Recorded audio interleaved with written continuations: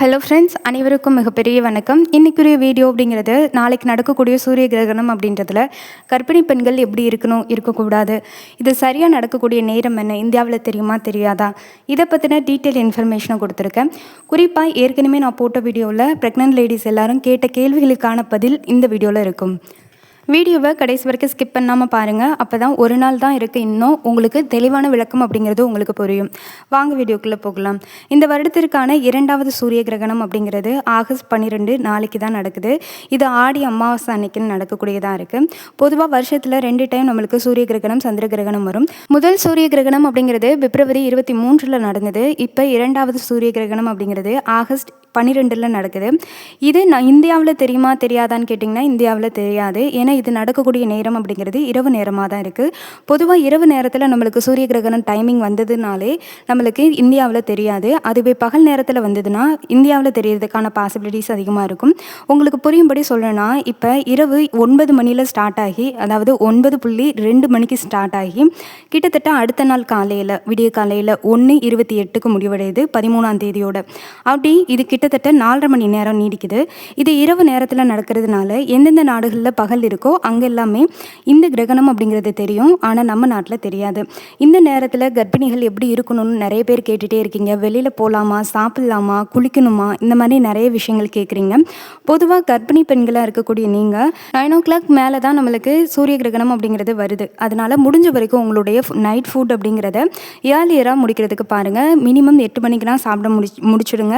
முடிஞ்ச வரைக்கும் டைஜஷன் ஆகக்கூடிய உணவுகளை சாப்பிட்டுக்கோங்க. கர்ப்பமாக இருக்கிறப்ப நார்மலாக நைட்டு சாப்பிட்றப்ப ஏர்லியராகவே சாப்பிட்றது நல்லது. ஏன்னா தூங்குறதுக்கு ஒரு 2 மணி நேரத்துக்கு முன்னாடியே நீங்கள் சாப்பிட்டீங்க அப்படின்னா தான் கரெக்டாக தூங்க போகிறப்ப நெஞ்சரிச்சல் வராமல் இருக்கிறது, செரிமான கோளாறு ஏற்படாமல் இருக்கிறது, இந்த மாதிரி விஷயங்கள் இருக்கும்.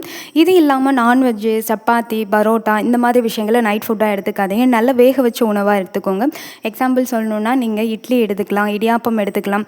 இந்த மாதிரி லைட் வெயிட் ஃபுட்டு இதெல்லாம் எடுத்துக்கோங்க. அதே மாதிரி பூரி, இந்த மாதிரி ஆயில் ஃபுட்டும் நைட் டைமில் எடுத்துக்காதீங்க. இது கிரகணத்தால் எடுக்கக்கூடாதான்னு கேட்டிங்கன்னா அப்படின்னா இல்லை. நார்மலாகவே ப்ரெக்னெண்ட்டாக இருக்கிறப்ப இந்த மாதிரி உணவுகளை நைட் சமயம் எடுக்காமல் இருக்கிறது நல்லது. அதுக்காக சொல்கிறேன். அண்ட் இது இல்லாமல் நிறைய பேர் கிரகண சமயங்களில் வெளியில் வரலாமான்னு கேட்குறீங்க. தாராளமாக வரலாம். ஆனால் இந்தியாவில் இது தெரியாது அப்படிங்கிறதுனால தாராளமாக நீங்கள் ரொட்டீனாக என்ன பண்ணுவீங்களோ அது எல்லாமே ரெகுலராக நீங்கள் பண்ணலாம். அதுக்கும் இதுக்கும் சம்மந்தம் கிடையாது. இந்தியாவில் தெரிஞ்சது அப்படின்னா கொஞ்சம் கேர்ஃபுல்லாக இருக்கிறது நல்லது.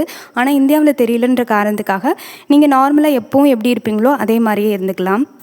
அதே மாதிரி நிறைய பேர் நைட் சாப்பிடக்கூடாதா, தூங்கக்கூடாதா, தண்ணி குடிக்கக்கூடாதான்னு கேட்குறீங்க. நார்மலாக நீங்கள் என்ன பண்ணுவீங்களோ அது எல்லாமே பண்ணுங்கள். எதுவுமே அது மாதிரினா பண்ணாமலாம் இருக்காதீங்க. நார்மலாக இந்த எக்யூப்மெண்ட் சொல்லுவாங்க இல்லையா, கத்தி, அதே மாதிரி கத்திரிக்கோல், அருவா, இந்த மாதிரி ஷார்ப் வெப்பன்ஸ் எதுவும் உங்கள் பக்கத்தில் இல்லாமல் பார்த்துக்கோங்க. ஏன்னா அது எல்லாம் நெகட்டிவ் எனர்ஜி அட்ராக்ட் பண்ணணும்னு சொல்லுவாங்க. அதனால தான் சொல்கிறேன். அதே மாதிரி மொபைல் யூஸ் பண்ணலாமா அப்படின்னு சொல்லி கேட்குறீங்க. மினிமம் 9 o'clock மேலே தான் நம்மளுக்கு சூரிய கிரகணம் வருது. அதனால் 9 o'clock முன்னாடியே நீங்கள் மினிமம் தூங்கிடுவீங்கன்னு நினைக்கிறேன். அதுக்கு மேலே நீங்கள் மொபைல் யூஸ் பண்ணாதீங்க. ஒரு நாள் யூஸ் பண்ணாததுனால எதுவும் ஆக போகிறது இல்லைல்ல. அதனால தான் சொல்கிறேன். எலக்ட்ரானிக் ஐட்டம் எல்லாத்தையுமே உங்கள்கிட்ட இருந்து கொஞ்சம் தூரமாகவே வச்சுக்கோங்க.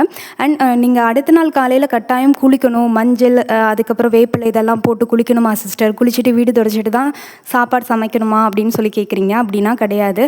அது உங்களுடைய விஷ் தான். சில பேருடைய வீடுகளில் இதை ஒரு ஐதீகமாக பண்ணுவாங்க. அது அவங்களோட நம்பிக்கை. கட்டாயம் எல்லாரும் பண்ணணும்னு அவசியம் கிடையாது. உங்களுக்கு தோணுச்சு அப்படின்னா பண்ணுங்க, இல்லை அப்படின்னா பண்ணாதீங்க. கட்டாயம் பண்ணணும்னு எந்த ஒரு அவசியமும் கிடையாது. இந்த கிரகணம் அப்படிங்கிறது உச்சத்தில் இருக்கக்கூடியது 10:47க்கு. அந்த டைம்னா கொஞ்சம் வெளியில் வரதை கொஞ்சம் அவாய்ட் பண்ணிக்கோங்க. நிறைய பேர் வீட்டுக்கு வெளியில் பாத்ரூம் இருக்கும். போகலாமான்னு கேட்டிங்கன்னா தாராளமாக போகலாம். இது நம்ம நாட்டில் தெரியாது அப்படின்றது காரணத்தினால பெருசாக நம்மளுக்கு அஃபெக்ட் இருக்காது. சும்மா அந்த டைமில் நம்மளுக்கு நெகட்டிவ் எனர்ஜி இருக்கும். அந்த டைமில் வாக்குவாதத்தில் ஈடுபடுறது, தேவையில்லாமல் சண்டை போடுறது, இந்த மாதிரி விஷயங்களை நீங்கள் தவிர்த்துக்கோங்க.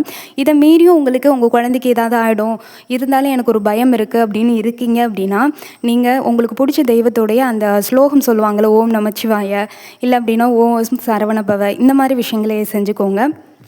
அதே மாதிரி கிரகணம் முடிஞ்சதுக்கப்புறம் கட்டாயம் கோயிலுக்கு போகணுன்ற அவசியம் கிடையாது, குளிக்கணுன்ற அவசியம் கிடையாது. அது எல்லாமே உங்களுடைய விஷ். பர்சனலாக நீங்கள் என்ன தோணுதோ உங்களுக்கு அதைப்படி செஞ்சுக்கோங்க.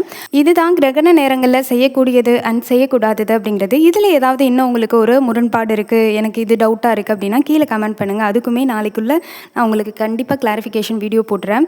எல்லாருமே பயப்படாமல் ரொம்ப ஸ்ட்ராங்காக இருங்க, பாசிட்டிவாக இருங்க. உங்களுக்கு பிடிச்ச தெய்வத்தை வேண்டிக்கோங்க. இந்த வீடியோ பிடிச்சிருந்தா மறக்காமல் லைக் பண்ணி ஹைப் பண்ணுங்கள். உங்களுக்கு தெரிஞ்ச ப்ரெக்னென்ட் லேடிஸ்க்கு இந்த வீடியோவை ஷேர் பண்ணி விடுங்க. தேங்க்யூ.